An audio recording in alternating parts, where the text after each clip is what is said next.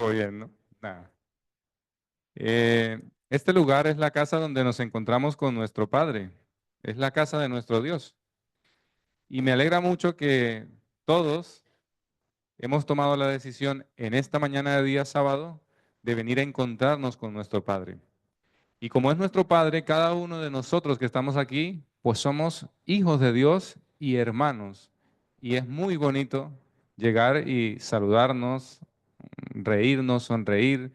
La cara vuestra era diferente antes de saludarse. Ahora están más sonrientes, están más contentos. ¿Por qué? Pues porque simplemente estamos disfrutando de la presencia de Dios, pero también de la compañía de nuestros hermanos. Así que mientras podamos, también quiero darle un saludo a nuestros hermanos en el Zoom, que seguramente por un u otro motivo no han podido venir, pero no se quieren perder la oportunidad de estar reunidos con nosotros, aunque no estén aquí. Así que un saludo muy especial para todos los hermanos que están en el Zoom. Ahora, pues vamos a inclinar el rostro, vamos a pedir que sea Dios quien dirija el estudio de esta mañana. Oremos. Padre bueno y eterno que estás en el cielo, acudimos a ti, Señor, porque sabemos que en ti está la autoridad y el poder de nuestra vida, Señor. Ahora vamos a abrir tu palabra y queremos pedirte, Señor, que nuestra mente y nuestro corazón estén abiertos al mensaje que tienes para nuestra vida en este momento, Señor. Ayúdanos a atesorarla y ayúdanos a que el poder de tu Santo Espíritu pueda transformar nuestra mente y nuestro corazón, Señor. También, si hay en este lugar una persona que se ha acercado con alguna necesidad o una preocupación, te pedimos que con tu poder, Señor, puedas suplir en esta mañana esa necesidad, este pedido, de acuerdo a tu divina y santa voluntad. Dirígenos hoy y siempre, envía a tus ángeles para que nos acompañen en esta reunión, porque te lo pedimos en Jesús. Amén. Bueno, esta mañana, pues, como bien lo dijo Sebastián, Dios me ha dado la oportunidad de compartir su palabra. Y siempre que se me presenta esta oportunidad, siempre recuerdo que no son palabras humanas, que no es Javier el que lo hace, ni ninguna persona que se pone en este lugar. El mensaje viene directamente de Dios. Y por eso es muy importante que todos busquemos la palabra de Dios, que es la Biblia, y podamos comprobar lo que Dios nos está diciendo, porque no son palabras humanas. Así que me gustaría que buscaran en sus Biblias el libro de Segunda de Reyes y vamos a estudiar una historia muy cortita. Solo tiene 4 versículos, solo son 4. Pero esta historia tan pequeña nos enseña grandes lecciones para nuestra vida. Segunda de Reyes, capítulo 2, versículos 19 al 22.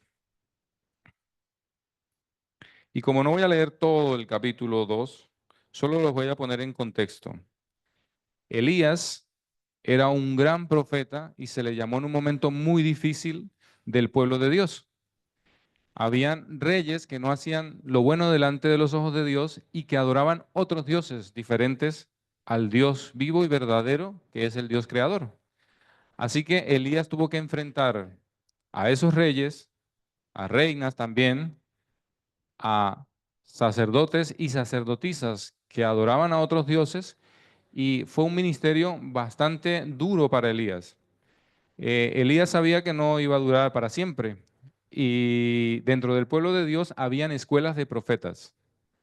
Dentro de esas escuelas habían muchos profetas que estaban aprendiendo lo que Dios quería que hicieran en esta gran labor. Y cuando ya Elías estaba acercando al final de su ministerio en esta tierra, había un profeta que lo acompañaba, o un aprendiz de profeta. ¿Quién era ese hombre? Eliseo. Y Eliseo, el capítulo 2, en los primeros versículos, nos cuenta que Dios ya le había dicho a Elías y a los profetas, o en la escuela de los profetas, que Elías pronto se tenía que marchar.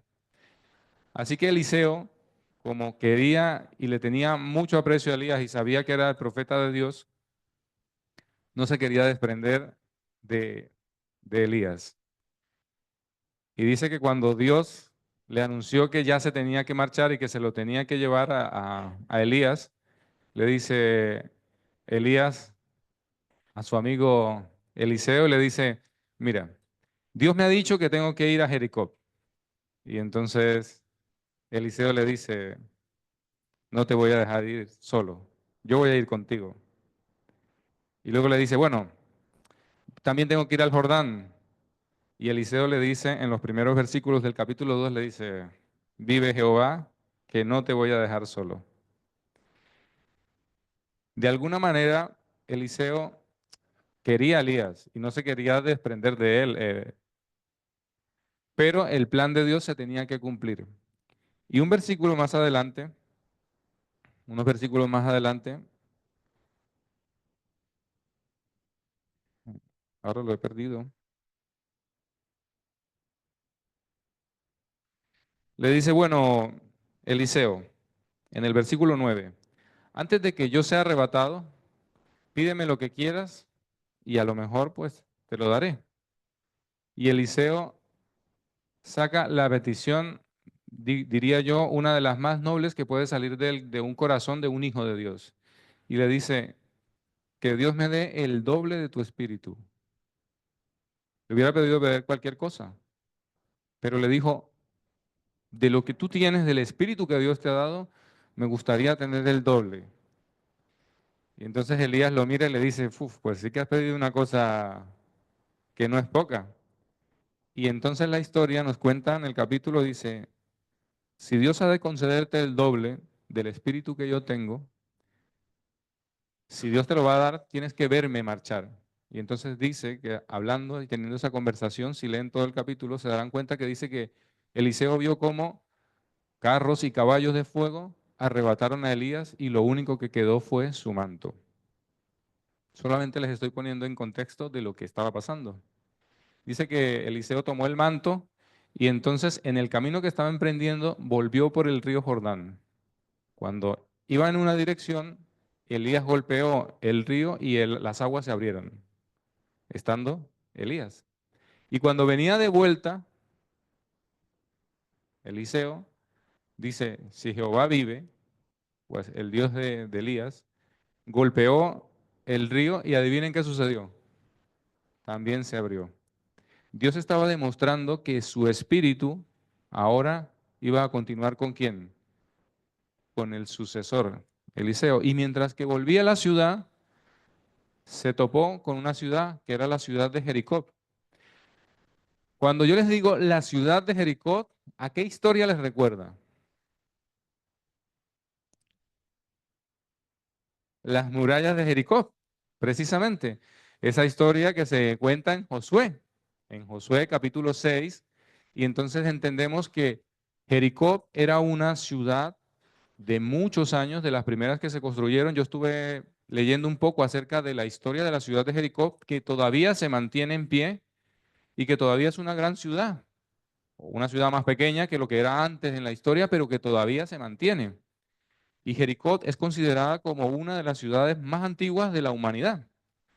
Resulta que Jericó, para la época de Josué, cuando el pueblo de Israel sale de Egipto y entra a la Canaán, era un pueblo idólatra, era un pueblo que adoraba a dioses y que conocía que el Dios que había sacado al pueblo de Israel de Egipto era un Dios poderoso.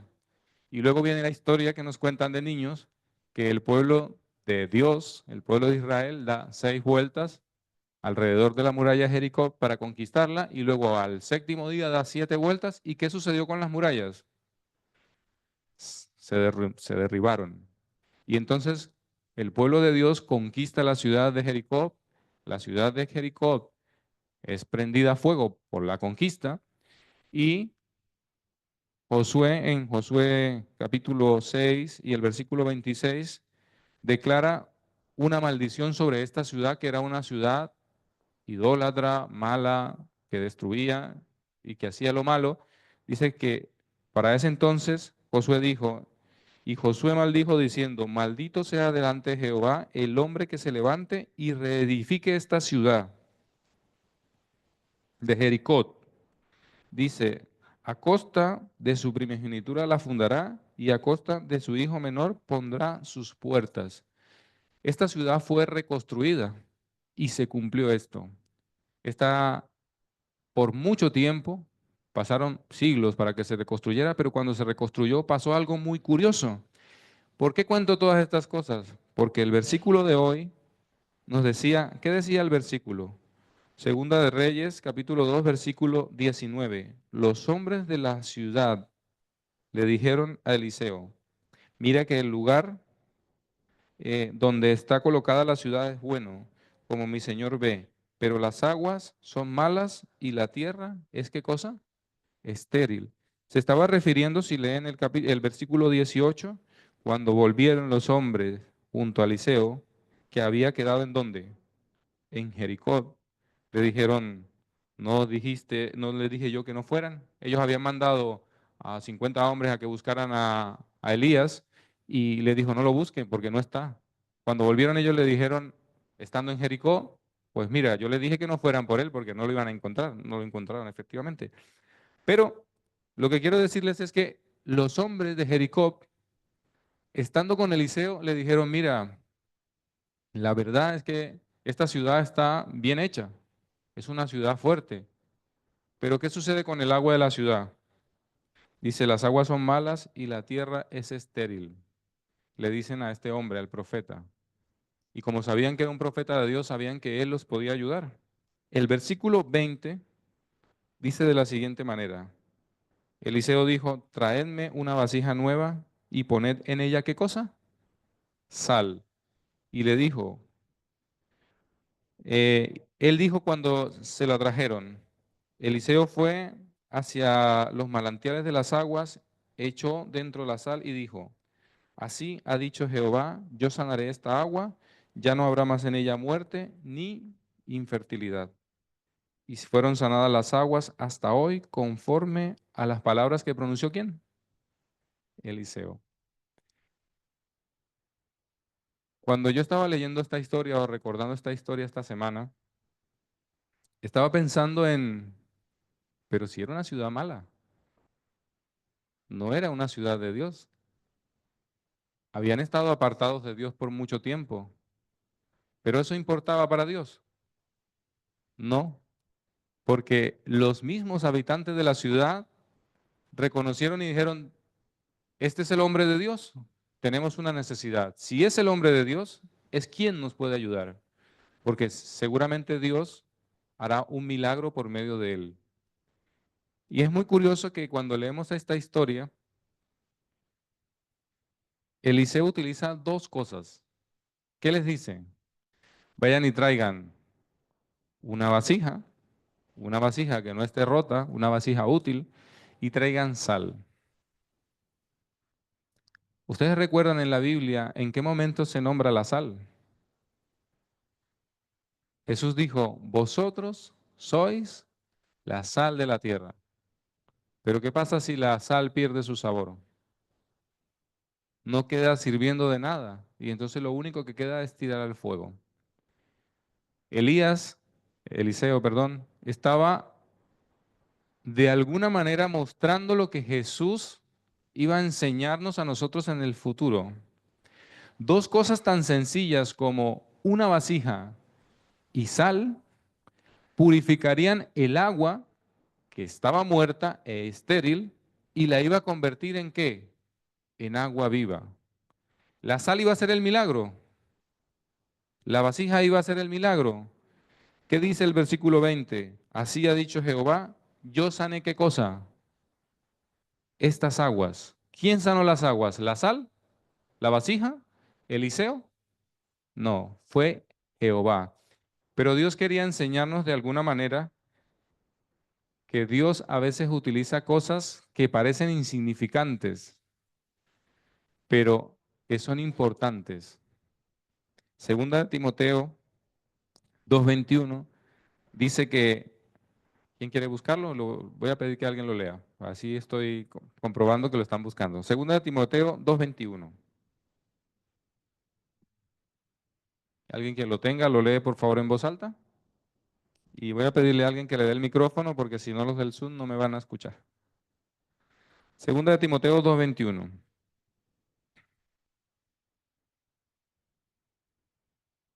Alguien que se ponga de pie. Carolina, por allí está.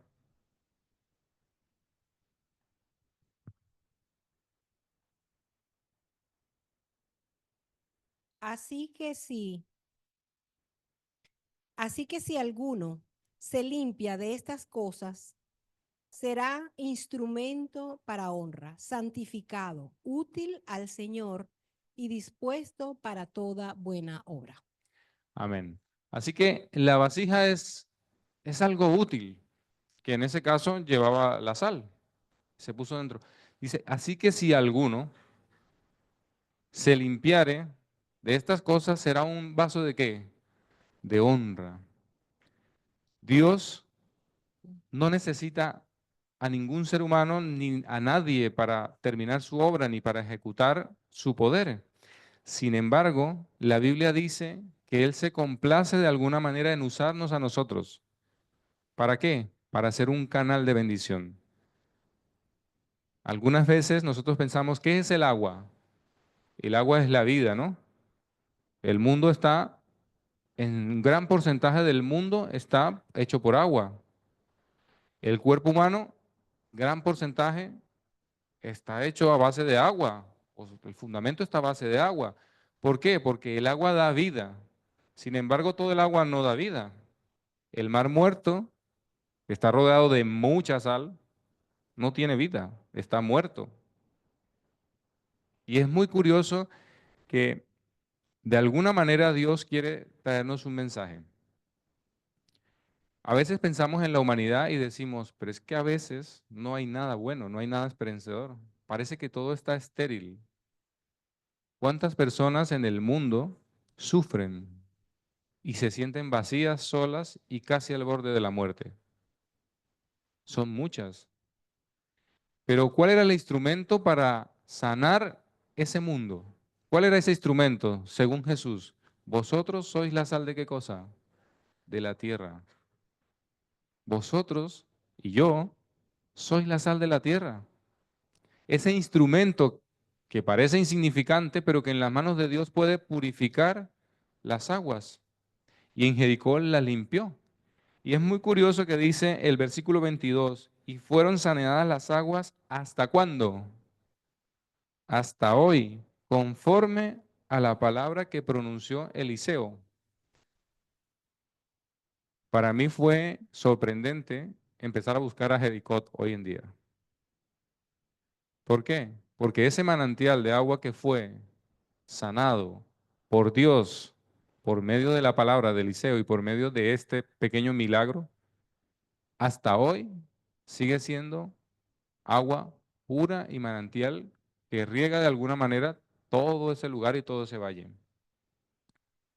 Hombres malos, hombres que tal vez estaban lejos de Dios, en el momento en que entendieron que necesitaban un Dios que les salvara y que les diera agua viva para vivir, Dios los miró con agrado y dijo, bueno, aunque habían recibido una maldición, solo con el hecho de haber reconocido que puedo ayudarles, les voy a ayudar. E hizo un milagro. No sé cuántas de nuestras vidas hoy están pasando por vidas vacías. A veces ni siquiera queremos pasar por momentos difíciles, pero pasamos por momentos difíciles. A veces nos sentimos vacíos, estériles. A veces sentimos que nuestra vida no produce nada bueno, pero Dios nos da una vía y nos dicen, no importa si tú o si yo somos malos, no importa la cantidad de maldad que haya en nuestra vida, no importa si nuestra mente está destruida, si de nosotros no sale nada vivo, lo único que tienen que hacer es reconocer que hay un Dios y que estoy dispuesto a ayudarles. Y entonces correrán aguas vivas. Mientras estudiaba esta historia, recordé una historia que ya había estudiado antes. La habíamos estudiado en la clase de los jóvenes. Juan 4. ¿Recuerdan a Jesús caminando y parando en una ciudad que se llamaba Samaria? Se pone en un pozo y viene una mujer con una vida totalmente destruida. Una mujer de muy poca reputación. Venía al pozo al mediodía a buscar agua porque era lo que le podía dar vida. Y cuando llega al pozo se encuentra con un hombre judío, Jesús. Y ese hombre en Juan 6 relata que Jesús le dice, dame de beber. Y la mujer le dice, ¿qué le dice ella? Tú siendo judío, me pides a mí que soy una samaritana impura, sucia, que no soy digna, como ustedes nos llaman, de beber. Y entonces Jesús tiene una conversación con ella y si leemos Juan capítulo 6, de alguna manera Jesús le dice, si tú supieras con quién estás hablando, te darías cuenta que yo te podría dar agua viva y que si bebieres de esta agua, no solo no tendrías más sed, sino correrían de ti que ríos de agua viva. Qué curioso que una mujer que estaba totalmente destruida, ahora puede representar nuestra propia vida. Dios tuvo el poder de sanar el agua de una ciudad entera como Jericó, que era mala, pero se arrepintió a Dios, que era estéril, pero reconoció en Dios el dador de la vida. Pero ahora lo podemos llevar a nuestra propia vida. Una mujer samaritana de dudosa reputación y tal vez estéril en su propia vida vacía, se encuentra con el dador de la vida. Y entonces él le dice, si tú supieras delante de quién estás, me pedirías agua a mí y yo te daría agua que no tendrías nunca más sed. Y la mujer le dice, dame de esa agua, por favor. Y le dice, muy bien, trae a tu marido. Y dice, yo no tengo marido. Dice, muy bien has dicho. ¿Por qué? 5 maridos has tenido y el que tiene ahora no es tu marido. Y entonces Jesús confronta la realidad de la mujer. Eres estéril. Tu vida es una vida vacía. No has fundado ni siquiera un hogar, que lo que sucedía para esa época era que si una mujer no tenía un hogar, prácticamente perdía ¿qué cosa?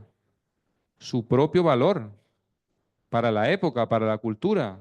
A lo mejor ahora no es así, pero ahora, a lo mejor ahora nosotros mismos hemos perdido el valor porque sentimos que ya no somos nadie, porque sentimos que no tenemos nada. Pero Jesús dice, ahora mismo en esta mañana, si ustedes supieran que si beben del agua que Él nos da, que es Jesús, no solo no volverían a tener sed, no solo no se sentirían más vacíos en esta vida, sino que de ustedes brotarían ¿qué cosa? Ríos de agua viva. Y es difícil encontrar un mundo destruido, vidas destruidas, ciudades destruidas, países destruidos por la maldad. Porque lo que trae muerte y destrucción, ¿qué cosa es? La maldad, el mal, el pecado. ¿Por qué había sido destruida Jericó? ¿Por lo bueno que eran? No, por su maldad. Y ahí es cuando tenemos que entender dos contrastes. El pecado, la maldad y la separación de Dios, lo único que trae es ¿qué cosa? Muerte. Porque el ladrón ha venido para robar, matar y destruir. Y dijo Jesús, pero yo he venido para que tengan vida y la tengan en abundancia. Hermanos, hoy Dios nos está recordando, Jesús nos está recordando, yo soy el agua viva. Si se acercan a mí y beben de esta agua, de ustedes no puede haber, no debería haber dolor, amargura, tristeza, sensación de estar vacíos. Por el contrario, si beben del agua que es Jesús o si bebemos del agua de Jesús, ¿qué es lo que sucede con nuestro entorno? ¿Qué sucede cuando un río corre por muchos lugares? ¿Qué trae? Vida. Es que por alrededor de los ríos lo único que sale es vida. ¿Qué sucede cuando alguien viene triste, destruido por la maldad y el pecado que le rodea en este mundo? Y entonces encuentra a un hijo de Dios que se ha acercado y se ha entregado a Jesús. ¿Qué es lo que encuentra? ¿Agua qué? Agua viva. Pero bueno, yo quiero que nos concentremos en nosotros mismos. ¿Cuánto ganaríamos si en nuestra vida aceptáramos a Jesús y siguiéramos su camino? ¿Cuánto ganaríamos? ¿Cómo estaría nuestra vida ahora mismo? En esta mañana, en la clase de jóvenes, hablábamos un poco sobre el desarrollo de la mente y hablábamos un poco de la soledad. ¿Cuántos alguna vez nos hemos sentido solos? Levanten la mano, tranquilos. ¿Cuántos alguna vez nos hemos sentido solos? Todos nos hemos sentido solos en algún momento. Ahora la pregunta es, ¿estamos realmente solos? ¿Por qué no? ¿Alguien me puede decir por qué no estamos solos? Porque Dios siempre está ahí. Y si no vemos a Dios, ¿por qué es? Porque a lo mejor nosotros mismos hemos cerrado los ojos y decimos, Señor, yo sé que tú estás ahí, pero es que me gusta más esto. Y entonces me siento solo y me empiezo a alejar un poquito. A lo mejor si me escondo en el cuarto de ministros, el Señor no me ve y me puedo esconder un poquito de Él. ¿Recuerdan lo que hizo Jonás? Si me voy a la otra ciudad, a lo mejor ya no me persigue el mandato de Dios hacia mi vida. Y entonces a veces intentamos escondernos de Dios. Pero en el momento en que nos sentimos solos, en el momento más triste de nuestra vida, en el momento en que nuestra tierra está seca, árida y muerta, si acudimos a Jesús, Él dice, yo no solo haré que no tengas más sed, ni que te sientas más solo, sino que por el contrario haré que de ti fluyan ríos de qué? De agua viva. Este mundo está sediento. Este mundo necesita hijos de Dios que amen a Jesús y se abracen muy fuerte a Él. ¿Para qué? Para que todo el mundo pueda conocer a quién, a Jesús. ¿No les ha pasado alguna vez que dicen estas personas que llaman personas vitamina? Ojalá que cada hijo de Dios, cada uno de nosotros, seamos ese tipo de personas, vitamina, que cuando se acercan sean un canal de bendición. Es lo que Jesús ha querido siempre. Jesús, cuando pasaba por un lugar, siempre había vida, siempre. Hasta para los que querían hacerle el mal, había vida para ellos. Ahora, se negaban muchas veces a aceptarle, pero a veces no podían ni siquiera negar lo que Jesús hacía en la vida de las personas. Jesús quiere que por cada lugar que tú y yo pasemos y caminemos, fluyan de nuestra vida ríos de agua viva. Y a lo mejor nuestra vida deje de ser estéril, pero vamos a ir un poquito más allá si entregamos la vida a Jesús. ¿Será que Dios puede sanar nuestro hogar? ¿Será que Dios puede sanar nuestro hogar? Algunas veces, mi hogar todavía no, porque gracias a Dios todavía no. Y espero que nunca llegue allí. Pero yo conozco amigos que dicen, es que mi hogar se está secando. El amor hacia mi esposo, hacia mi esposa se está secando, ya se está muriendo. ¿Qué les podrían decir ustedes ante eso? ¿Quién es el que puede sanar ese hogar? Dios, Jesús solamente puede sanar ese hogar. Es que mi familia se está desintegrando. ¿Por qué se está desintegrando? Porque a lo mejor necesitamos acercarnos a la fuente del agua viva que es quién, que es Jesús. Si queremos salvar nuestra vida, nuestro hogar. Ahora, los habitantes de Jericó, es que la ciudad es buena, pero está seca, está muerta, no sale agua viva. ¿Qué hizo Dios? Dios puede restaurar una ciudad entera como Santa Cruz. ¿Ustedes creen que Dios lo puede hacer? Si lo hizo con Jericó, que era una ciudad depravada, si lo hizo con Nínive, que era una de las ciudades más malas de la época, y entonces después Nínive se transformó y solo hasta que se separaron de Dios fueron destruidos y vino muerte. Pero es que la clave es muy sencilla para nuestra vida. Si tú y yo queremos tener sentido en esta vida mientras viene la vida eterna, lo único que no debemos hacer es separarnos de Jesús. O el contrario, abrazarnos muy fuerte a Jesús para estar llenos, completos y más nunca sentirnos solos. Pero no pasa nada si algún día caemos, porque 7 veces cae el justo, pero ¿cuántas veces el Señor lo levanta? Pues 7 veces igual. Y si cae 100 veces, pues igual 100 veces. Y si cae 200 veces, 200 veces. Para Dios no es un problema levantarnos. ¿Sabes cuál es el problema? Cuando nosotros nos caemos y nos acostamos, nos echamos un sueño y decimos, Señor, es que yo no me quiero levantar. Es que yo puedo solo. Es que seguro que de mí sale algo bueno. Y resulta que no es así, que necesitamos a Jesús. Necesitamos que de Él primero sane nuestra vida y no tener más sed nunca. Y después que de nuestra vida pueda sanar todo lo que nos rodea. ¿A cuántos nos gustaría que nuestra iglesia fuera una iglesia más viva? Yo sé que esa iglesia de Santa Cruz es viva, pero ¿a cuántos les gustaría que fuera aún más viva y que brotaran raudales hasta que Santa Cruz pudiera prosperar y dar muchísimos frutos? ¿A cuántos les gustaría? Pues debemos abrazarnos cada uno de nosotros a Dios. Debemos seguir su palabra. Debemos obedecerle. Y por el contrario, nunca apartarnos, porque la maldad, el pecado, lo único que trae es ¿qué cosa? Muerte. Dios en esta mañana de alguna manera nos está recordando. Juan 13 dice, cualquiera que beba de esta agua no volverá a tener sed. Necesitamos acercarnos a Jesús para no volvernos a sentir solos. Y si nos sentimos solos, corramos rápido a Jesús y Él le dará la solución a esa soledad. Ojalá que ese sea el deseo de nosotros en esta mañana. Ojalá que durante esta semana, cuando enfrentes un problema y te sientas solo, triste, me está agobiando la vida y está casi superándome. Diría el apóstol Pedro, Señor, sálvame que me estoy ahogando. ¿Y qué hizo Jesús inmediatamente? Lo tomó de la mano y lo salvó. Necesitamos entenderlo.